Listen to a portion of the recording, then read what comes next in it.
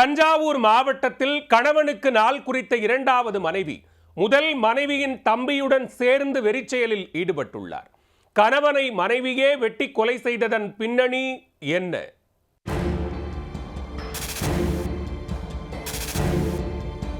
காணாமல் போன கணவனை மனைவியே அடித்து கொன்று புதைத்துள்ளார்.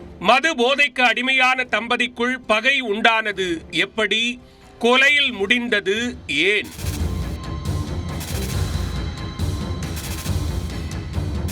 தஞ்சாவூர் மாவட்டம் கும்பகோணம் அருகே உள்ள சாத்தனூரைச் சேர்ந்தவர் 29 வயதான மாரிமுத்து.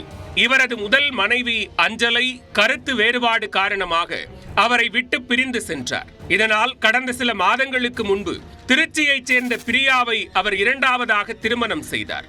ஒரே ஊர் என்பதால் மாரிமுத்துவின் முதல் மனைவி தம்பி மணிகண்டனுக்கும் மாரிமுத்துவின் தற்போதைய மனைவி பிரியாவிற்கும் நட்பு ஏற்பட்டுள்ளது.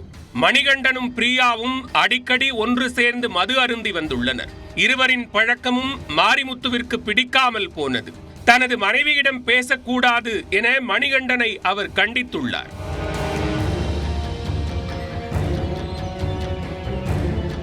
இதனிடையே கடந்த ஒரு வாரமாக மாரிமுத்து காணாமல் போனார்.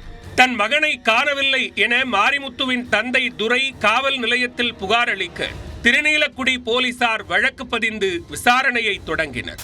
அதில் முன்னுக்கு பின் முரணாக பதிலளித்த பிரியா மணிகண்டனை கை காட்ட போலீசார் அவரை தட்டி தூக்கினர். அதில் காணாமல் போன மாரிமுத்துவை இருவரும் சேர்ந்து கொடூரமாக கொலை செய்து புதைத்த கொடூர செய்தி வெளிவந்துள்ளது.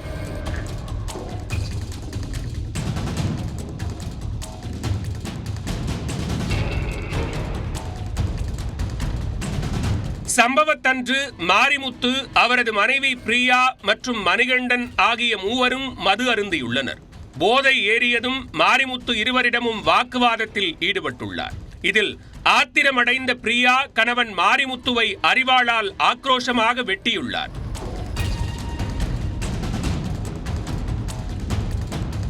தாக்குதலில் மாரிமுத்து சம்பவ இடத்திலேயே துடிதுடித்து உயிரிழந்தார்.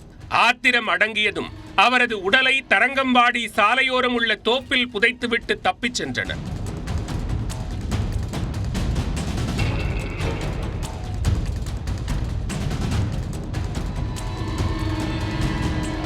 கொலையாளியை நேரில் அழைத்துச் சென்று உடலை தோண்டி எடுத்து அங்கேயே பிரேத பரிசோதனை செய்தனர். பின்னர் சம்பவம் தொடர்பாக மணிகண்டன், பிரியா ஆகிய இருவரையும் கைது செய்த போலீசார் சிறையில் அடைத்தனர்.